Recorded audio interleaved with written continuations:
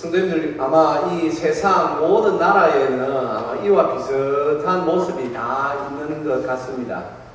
우리나라에도 보면 아마 도시마다 인력 사무소라 그러나요? 예, 하루 벌어서 하루 이렇게 먹고 사는 분들이 있지 않습니까? 신흥시장 저쪽으로 가다 보니, 저도 한번 새벽에 가다 보니 거기에 말이죠, 겨울인데도 막 장작불을, 드럼통에 장작불을 피워놓고 이렇게 이제 일하러 가기 위해 기다리고 있는 분들을 제가 본 적이 있습니다. 어느 도시에 가도 그런 광경은 흔하게 볼 수 있는 광경들이지요. 왜냐하면 참 그렇게 사는 분들이 항상 있기 때문입니다.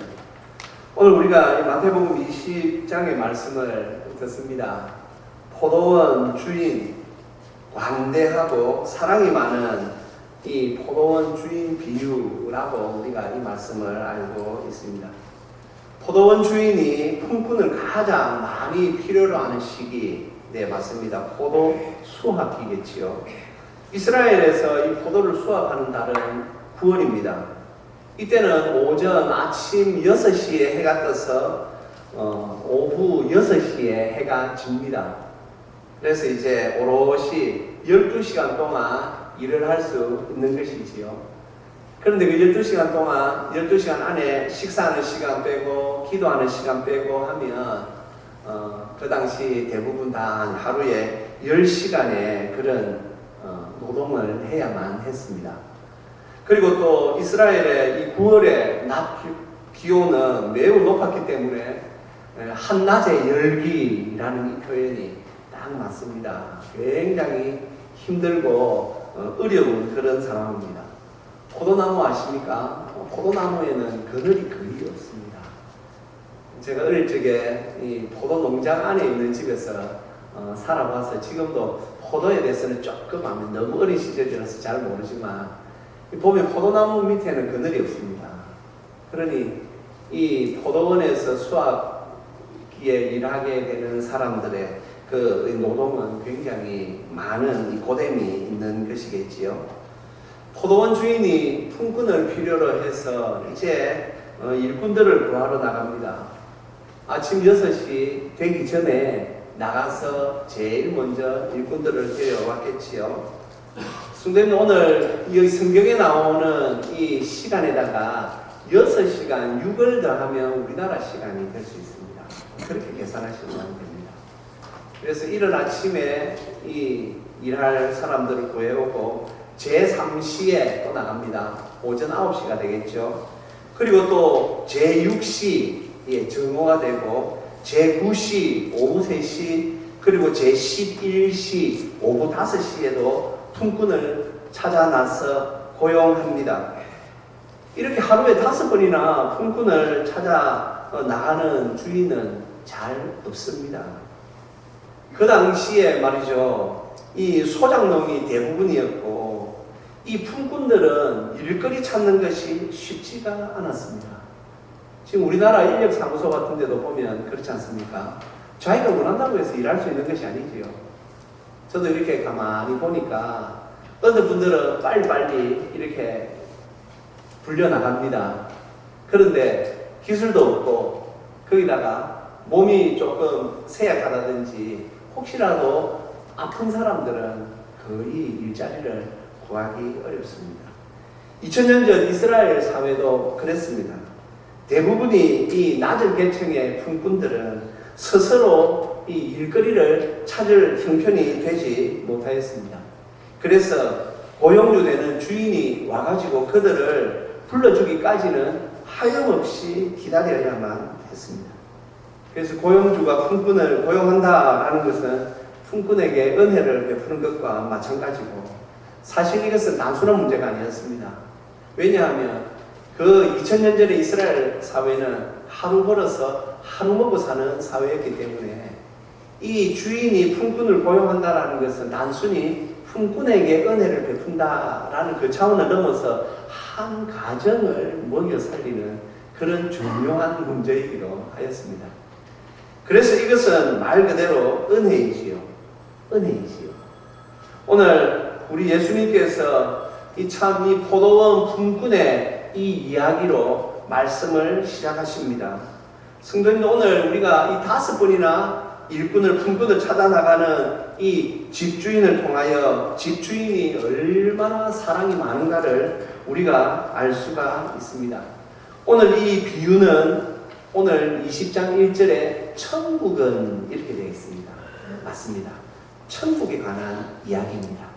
천국은 어떤 곳인가 하는 이야기입니다. 여기서 천국이라 할 때 우리가 생각해야 할 것이 두 가지가 있습니다. 먼저는 우리가 다음에 이 세상 마치고 생을 마치고 하나님과 영원히 살 곳 천국입니다. 그리고 또 어디가 천국이 됩니까? 천국의 조건이 있지요.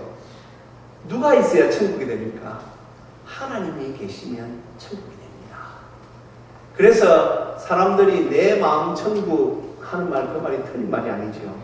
왜 그렇습니까? 내 마음에 누가 계시기 때문에요? 예수님, 성령님이 계시기 때문에 천국입니다. 그리고 또 우리가 그런 의미에서 이제 교회를 천국으로 볼 수도 있는 것이지요. 완전한 천국이 아닌, 왜 그렇습니까? 교회의 머리는 예수님이기 때문입니다. 그래서 교회의 주인은 하나님이시기 때문에 또 우리가 부족하고 완전하지는 않지만 그런 의미에서 교회를 천국으로 생각할 수 있습니다. 오늘 보니 1, 2절에서 이 천국에 소속되기 위해서 우리가 말이죠, 천국에 들어가기 위해서는 무엇이 있어야 하는가? 이것에 대하여 오늘 우리 예수님은 은혜만 필요하다. 왜 그렇습니까? 오늘 보니까 주인이 품꾼을 일방적으로 불러줘야만 옵니다.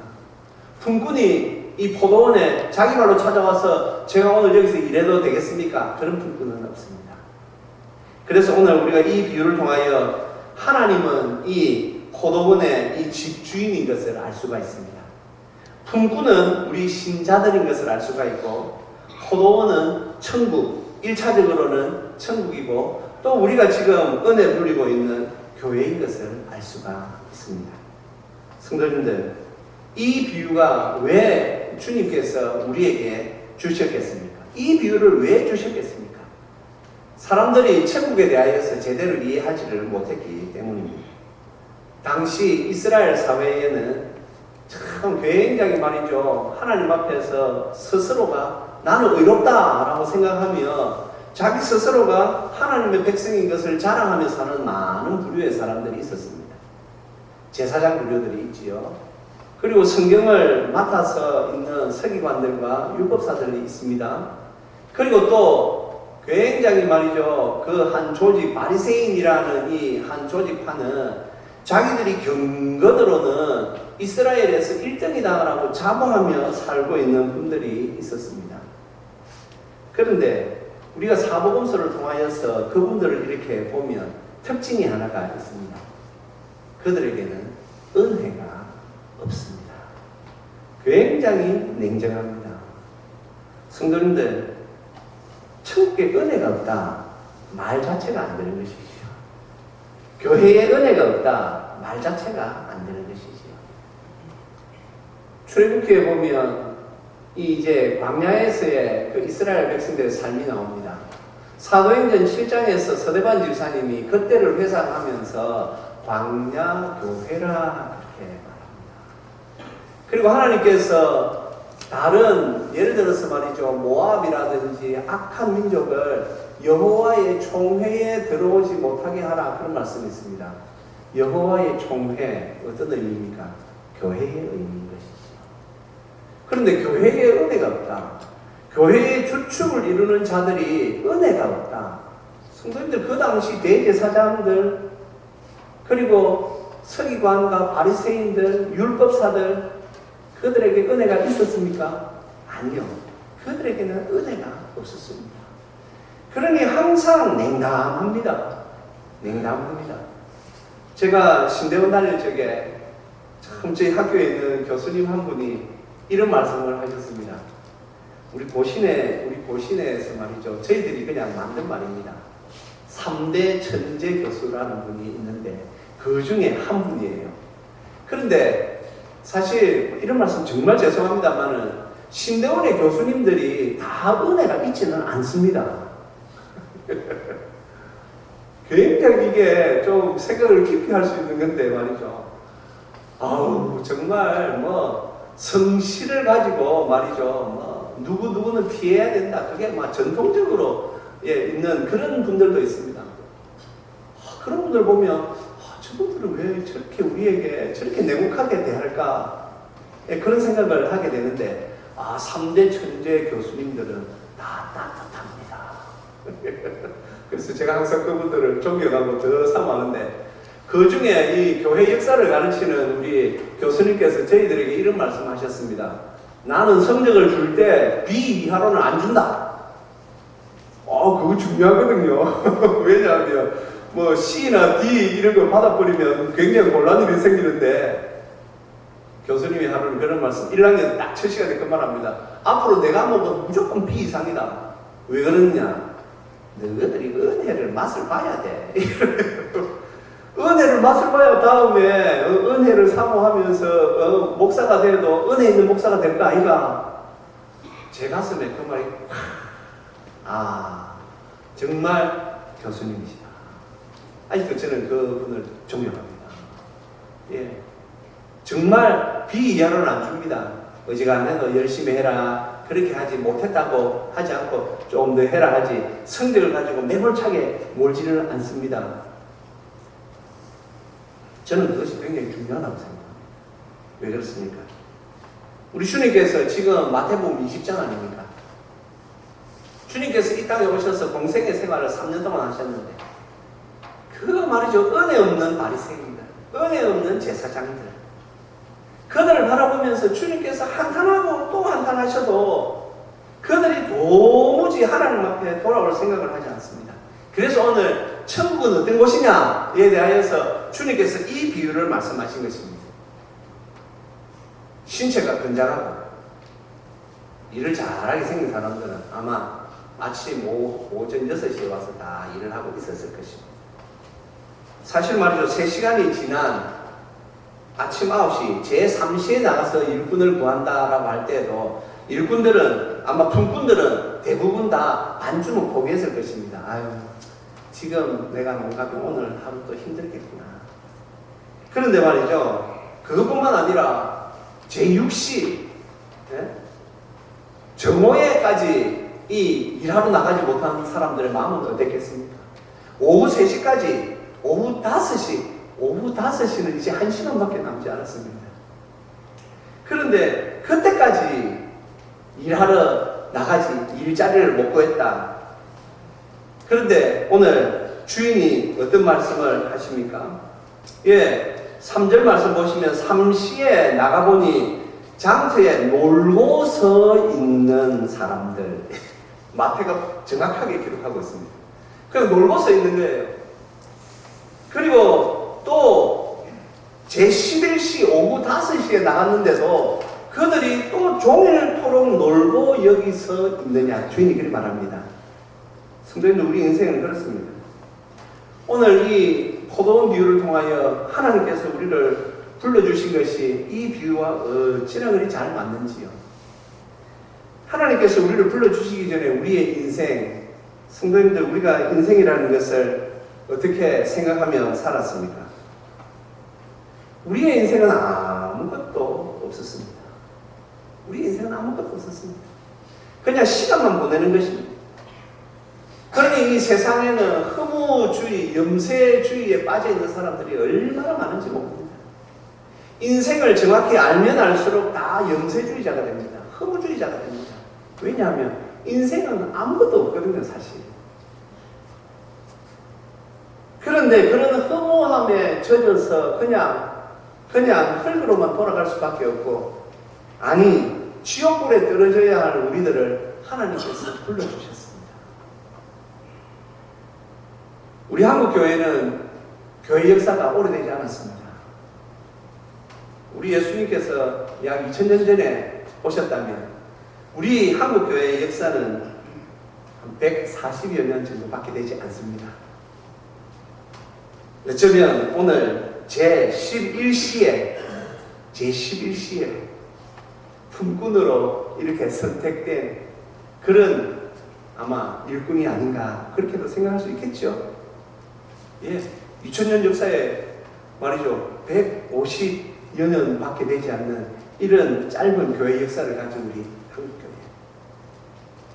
그런데 일꾼으로 불려지기 전에는 그들이 인생을 허비하며 그렇게 자기 마음대로 살던 사람들이 장태에서 빈둥대며 살던 그 사람들이 성도님들 자기들이 일꾼이 되었다고 해서 어깨에 힘을 주고 있습니다. 하나님께서 불러주시지 않았다면 삶에 아무런 궁극적인 목적 없이 그냥 오늘 이 삶의 장태에서 우리도 빈둥거리며 그렇게밖에 살 수 없었던 우리들 아니겠습니까? 무엇 때문에 삽니까? 그래서 한때 아마 이런 재미있는 이야기를 누군가가 지어서 이야기했습니다. 사람이 태어나면 어릴 적에 또 뭐 유치원 갑니다. 학교 갑니다. 그 다음은요, 예, 중학교가 고등학교, 대학교 갑니다. 그 다음은요, 무엇 때문에 삽니까? 예, 취직하기 위해서 삽니다. 그 다음은요, 결혼하고 가정을 꾸립니다. 그 다음은요, 늙겠지요. 그 다음은요, 죽는 거지요. 아마 이 이야기 들어보셨을 것입니다. 왜 사느냐? 그래서 그 이야기의 결론이 그거 아니었습니까? 죽기 위해 산다. 딱 보니까 중간 거 다 빼보니까 사람이 태어난 이유 죽기 위해서 사는데 성도님들 하나님께서 우리를 불러주시기 전에 우리의 삶의 의미는 아무것도 없었고 오늘 이 제11시가 되었지만 마음은 얼마나 무거웠겠습니까? 뭐 자녀들이 요즘처럼 하나 아니면 둘 있었겠습니까? 대부분 맞죠. 여러 명의 자녀를 거느리고 사는 이 가장이 오후 5시, 6시면 이게 일이 끝나는데 오후 5시까지 일자리를 구하지 못하고 그런 이 속에서 화가 올라오고 아마 이 오후 5시까지 일을 구하지 못한 분은 어쩌면 이 신체적인 결함을 가지고 있을 수도 있을 것이고 아니면 뭐 또 그럴 수도 아니겠습니까? 야, 저 사람은 성질이 고약해. 저 사람 데리고 일을 하면 일 부리기가 쉽지 않아. 아주 고약한 성질 때문에 말이죠. 소문이 다 나가지고 어떤 주인도 데리고 일을 시키기를 꺼려하는 그런 사람일 수도 아니겠습니까? 아, 저 사람은 말이 많아. 일은 하지 아니하고 계속 놀기만 해. 성실하지가 않아. 예, 불성실해서 주인들이 꺼려할 수도 있을 것이고 이런 여러 가지 말이죠. 사람들 앞에서 보기에 너무나도 이 부족함이 많은 사람일 가능성이 높겠습니까? 오후 5시까지. 마음은 무겁고, 야, 오늘 내가 이 한 데나리온을 가져가지 않으면 우리 가족들이 다 굶을 수도 있는데, 그때는 그랬습니다. 사실 뭐 우리나라도 말이죠. 6.25 한국전쟁이 일어난 이후에 우리도 이런 고민을 하면서 살았던 삶이 불과 얼마 되지 않았습니다. 예. 우리가 지금 뭐 잘 사는 것처럼 말이죠. 이래서도 저는 어린 시절이 70년대였지 않습니까? 그러니 저는 아직까지도 그때 어려운 일들 다 기억하고 있습니다. 아, 그때 참 어려웠다. 그때 참 힘들었다. 예. 그러니 이런 비유를 보면 참 마음이 많이 쓰이지요. 아, 오후 5시가 되었는데도 일자리를 구하지 못하고 빈둥대고 놀고 있는 이 마음. 우리가 하나님을 만나기 전에 우리의 인생이 흡사 그랬습니다. 그래서 우리는 하나님을 만나게 된 것이 얼마나 큰 은혜인가를 알아야 합니다. 그런데 오늘 이 비유에서 우리 주님께서 말씀하시고자 하는 내용이 이제 11절부터 또 하나 나옵니다. 이제 6시가 되었습니다. 일을 다 마치고 이제 주인이 청지기에게 하루 품삯을 지불하라라고 말합니다. 그 당시 이스라엘 사회는요, 대부분 하루에 한 데나리온이었습니다. 한 데나리온. 한 데나리온이기 때문에 모두 그거는 거의 다 정해져 있는 그런 말이죠. 임금이었습니다. 이제 아침 6시부터 이제 일한 사람들이 있는데 주인이 그 청지기에게 오후 5시, 11시에 들어온 그 품꾼부터 싹쓸 주라고 합니다. 그러니 아침 6시에 와서 일한 사람들이 얼마나 이 속에 생각이 많았겠습니까? 야, 우리는 오늘 12시간을 일했다. 그런데 오늘 저 1시간 일한 사람이 얼마 받는가 보자. 그런데 말이죠. 1시간 일한 사람한테 한 데나리온을 줍니다. 3시간 일한 사람에게 한 데나리온을 줍니다. 6시간 일한 사람에게 한 데나리온을 줍니다. 그러니 그 사람들이 생각합니다. 야, 우리는 오늘 한 두 데나리온 받겠다. 그런데 그들에게도 한 데나리온이 지급됩니다. 그래서 오늘 11절의 말씀에 받은 후 집주인을 원망하여 이르되, 그들이 집주인을 원망합니다. 성도님, 오늘 우리 주님께서 이 말씀을 우리에게 주신 이유는 분명합니다. 우리 예수님께서 오늘 하나님 나라에서는 은혜가 우선이다라는 것을 우리에게 분명히 말씀해 줍니다. 그런데 오늘 이 아침 일찍부터 와서 일한 이 분들은 자기들이 일한 것에 대하여서 권리를 주장합니다. 교회 내에서 권리라고 일하는 것을 권리라고 생각한다면 그때부터는 은혜가 사라지기 시작합니다. 본인들도 마찬가지입니다. 교회에서 일을 합니다. 일을 하는데 내가 참 나 같은 걸 하나님께서 불러주셨어. 예수님 믿고 이렇게 하나님을 믿는 사람으로 나를 세워주셨다. 성도님들 어떤 일이 있더라도 하나님께 감사하면서 교회 일을 함에 있어서 얼굴을 들지 않습니다. 왜냐하면 은혜를 알기 때문입니다. 그런데 자기가 이 일하는 것을 권리로 생각하는 사람들은 내가 이만큼 일했으니까 내가 이런 보상을 받아야지 권리로 생각하는 사람들은 은혜가 없습니다. 간혹 교회들마다 시끌시끌한 데가 있습니다. 들여다보면 은혜가 없어서 그런 경우들이 많습니다. 은혜가 있으면 서로 다 양보하죠.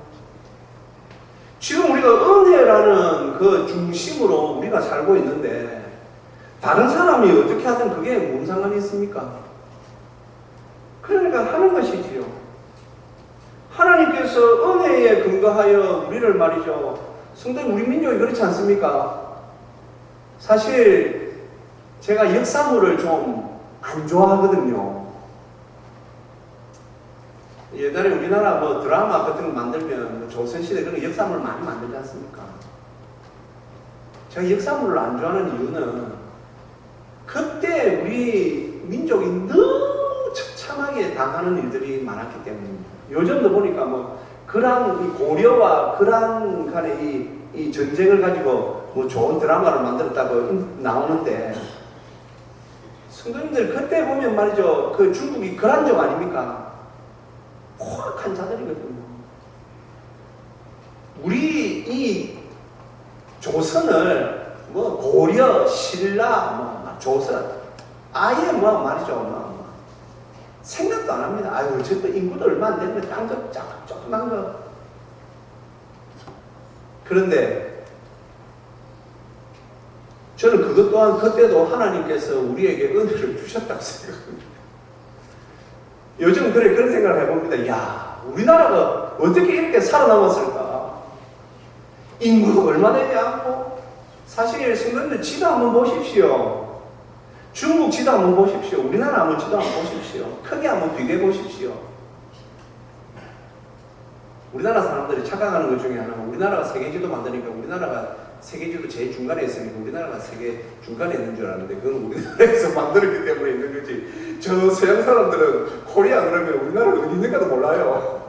88 올림픽 하고 나서 말이죠. 우리나라 사람들이 해외여행 가가지고 어깨 힘주고 우리나라 올림픽 한다는데 외국 사람들 스포츠에 관심 없어요. 우리나라 올림픽 했습니다. 그럼 코리아가 어디야? 2000년대에도 그랬다고요. 성도님들, 그런데 약 150년 전에 우리나라에 예수복음을 하나님께서 주셨습니다. 사실 우리 한국교회는 고개를 들면 안 됩니다. 얼마나 감사합니까? 지금 저 유럽을 한번 보십시오. 복음이 먼저 갔던 유럽 보십시오. 어떻게 지금 살고 있습니까? 그들이 정말 잘 살고 있는 것일까요? 돈만 있으면 잘 삽니까? 그들의 삶을 한번 보시라고요. 우리가 정말 신앙을 생각하는 사람으로서 한번 보자고요. 그렇죠. 그런데 하나님께서 우리에게 은혜를 주셨습니다. 오늘 우리 주님의 말씀 가운데 끝에 이제 막 그렇게 말이죠. 예? 아주 악랄한 그 표정으로 주인을 원망하는 그들에게 13절에 주인이 그 중에 한 사람에게 대답하여 이르되 친구여. 그러니 또 어떤 분들은 한글 성경만 또 이렇게 생각하는 분들은 야 그래도 이 주인은요 대단한가 봐. 친구라고 불러주는 거 보니까 아닙니다. 우리 한글에서는 친구라는 단어가 한 단어밖에 없지만 이 성경이 맨 처음 쓰여진 신약 성경 헬라어에는 친구라는 단어를 구분했었습니다. 예를 들어서 가룟 유다가 겟세마네 동산에서 기도하고 있는 예수님을 찾아왔을 때 예수님께서 가룟 유다에게 뭐라고 불렀습니까? 친구야라고 불렀죠. 그래서 그거 보면 분명히 헤타레 그 친구는 좋아하는 우리가 생각하는 친구가 아닙니다. 그냥 아주 꾸짖고 잘못을 지금 이렇게 꾸짖을 때 말하는 이 사람아 이 친구야 그 의미입니다. 우리가 잘 알다시피 사랑하는 친구들은 필로스라고 해요. 친구야 그때는 필로스라고 헬라어에서 기록합니다. 그런데 야 이 친구야 야 이 사람아 그런 의미로 쓸 때는 헤타이레. 오늘 주인이 헤타이레 이 사람아 내 것을 가지고 내가 마음대로 하는데 너가 왜 그러느냐 그렇게 말합니다. 사랑하는 성도님들, 그러면서 오늘 우리 주님께서 16절 말씀 같이 한번 읽어보겠습니다. 16절입니다. 이와 같이 나중된 자로서 먼저 되고 먼저 된 자로서 나중되리라. 이 우리가 잘 아는 말씀을 주십니다. 우리는 한글 성경을 읽는 사람들입니다. 이것이 조금 불리할 때가 있습니다. 왜냐하면 이 말씀의 의미를 잘 파악을 못할 때가 있습니다. 한국교회 성도들이 굉장히 말이죠.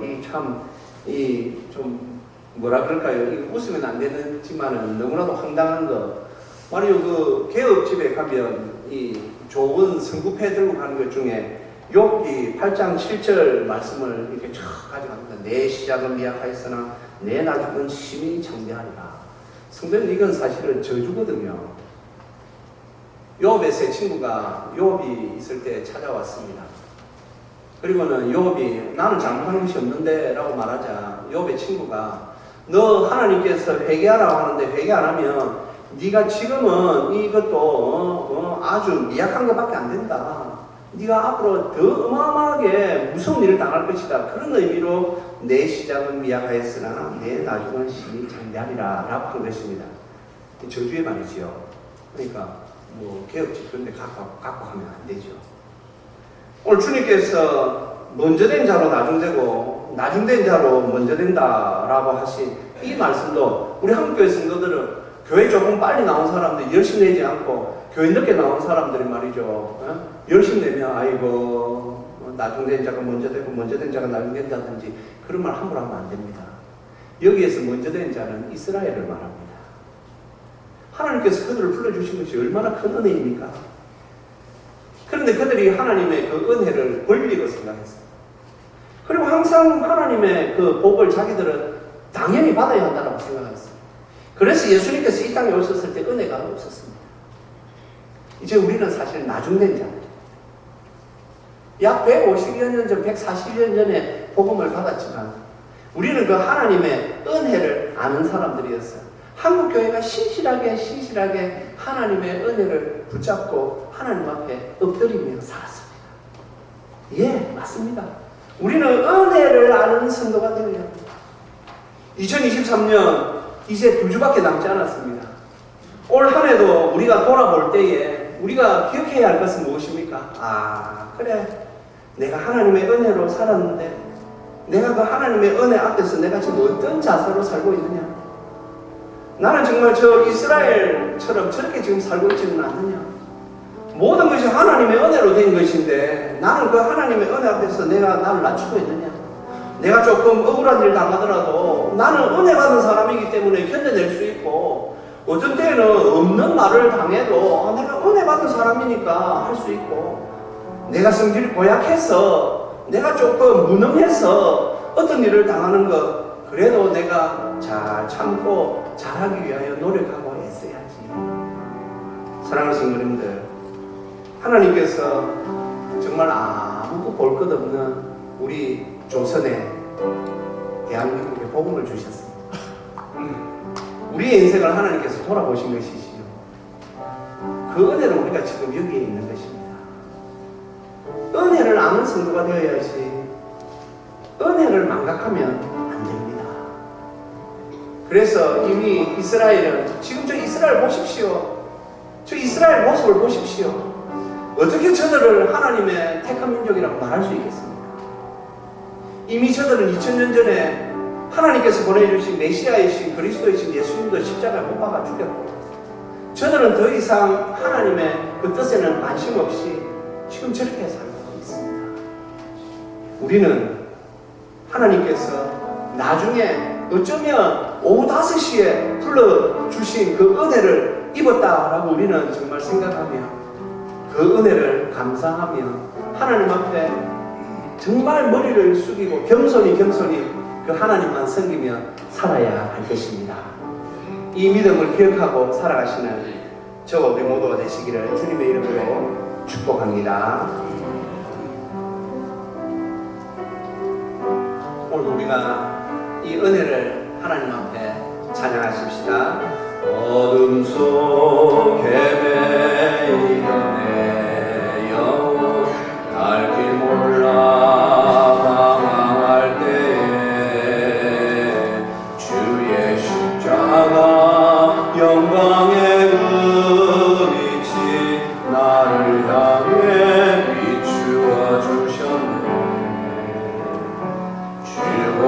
죄공뿐보다 더 굵은 내 죄 그리스도의 피로 씻기어 완전한 사랑 주님의 은혜로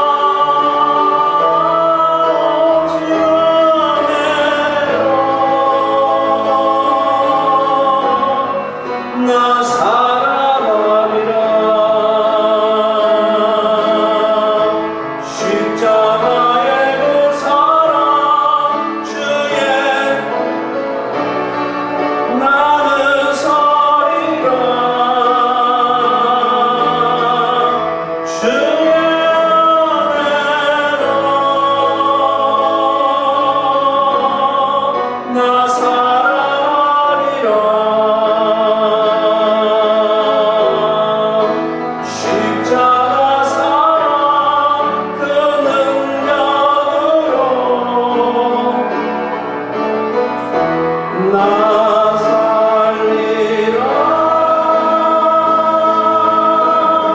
주내로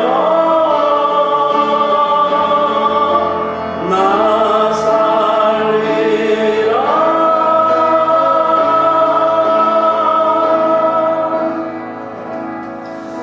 네, 성도님들 그렇습니다.